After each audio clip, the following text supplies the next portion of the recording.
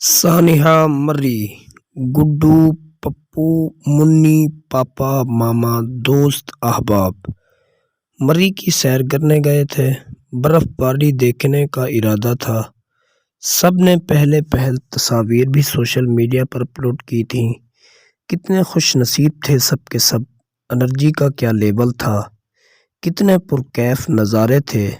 پھر زوردار برف باری میں گاڑیاں پھنس گئیں۔ سب گاڑیوں نے ہیٹر چل رہے تھے، ٹریفک جام تھا۔ سب نے سوچا ہیٹر چلا کر گاڑی میں ہی رات گزاری جائے۔ جس گاڑی کو یہ سب محفوظ سمجھ رہے تھے، کھانے کو کچھ تھا گاڑیوں میں یا نہیں تھا، وائے قسمت، ان کی گاڑیوں کے باہر موت منڈلا رہی تھی اور وہ سب جینے کے خواب آنکھوں میں سجائے ابدی نیند سو گئے۔ گیس تھی، سردی تھی یا بھوک، جانے کس کس نے مدد کے لیے کس کس کو پکارا ہوگا۔ جو مدد نہ مل سکی، اس مدد کی آس میں خود کو اور ماؤں نے بچوں کو کیا کیا امیدیں بندھائی ہوں گی۔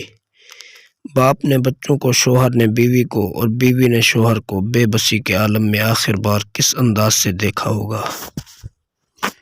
گاڑیوں کے شیشے بند تھے، آکسیجن کی کوئی آمد کا کوئی راستہ نہ تھا۔ سفر کی تھکاوٹ سے بہت سے لوگ سو گئے۔ پھر کاربن مونو آکسائیڈ نے سب کو سلا دیا۔ ہائے جانے کس کس ماں کے جگر کے گوشے سوتے سو گئے، ماں کی آغوش سے نکل کر موت کی آغوش میں چلے گئے۔ جانے مرنے والے بچوں کو ان کی مائیں کیا کیا دلاسے دیے ہوں گے، جانے زندگی بچانے کے لیے کس نے کیا کیا جتن کیے ہوں گے۔ اللہ پاک سے کتنی دعائیں کی ہوں گی اور جینے کے لیے کتنی کوششیں کی ہوں گی۔ دوسری گاڑیوں میں موجود لوگوں سے کیا کیا باتیں کی ہوں گی۔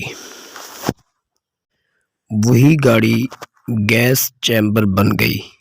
برف باری کے باعث گاڑیوں کے سائلنسر یعنی گیس کا ایگزٹ سوراخ بند ہونے سے گاڑیوں میں کاربن مونو آکسائیڈ بھر گئی، جبکہ گاڑی میں موجود زندگی کے خواہاں لوگ کاربن ڈائی آکسائیڈ نکال رہے تھے۔ جو بھی تھا، مگر درجن بھر سے زیادہ قیمتی جانیں ضائع ہو گئیں۔ دل خون کے آنسو رو رہا ہے۔ جانے کیوں لگتا ہے کہ ان ساری موتوں کا ذمہ دار میں ہوں۔ اے مری میں مرنے والو، میں عمر بھر تمہاری بے بسی کی موت کو بھلا نہ سکوں گا۔ جب مر کر تمہارے پاس آؤں گا